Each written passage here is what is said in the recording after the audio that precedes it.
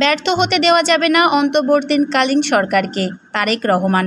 News desk. ব্যর্থ হতে দেওয়া যাবে না অন্তর্বর্তীকালীন সরকারকে জানিয়ে উপদেষ্টার সতর্ক থাকার আহ্বান জানিয়েছেন বিএনপির ভারপ্রাপ্ত চেয়ারম্যান তারেক রহমান।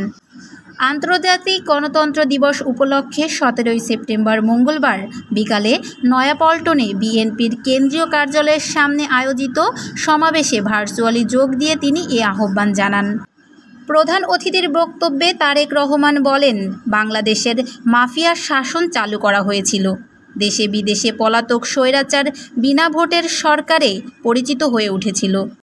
সে সময়ে ছিল government of the mafia, by the mafia, for the mafia. Tarique Rahman আরও বলেন, প্রিয় দেশবাসী, এই মাফিয়া চক্র দেশকে সম্পূর্ণরূপে ভঙ্গুর করে দিয়েছিল। দেশকে আমদানি নির্ভর ও পরনির্ভরশীল রাষ্ট্রে পরিণত করেছিল। দেশের ব্যাংকগুলো পর্যন্ত দেউলিয়া করে দিয়েছিল এই মাফিয়া চক্র। মাফিয়া চক্র শুধু অর্থনীতিকে ধ্বংস করেনি।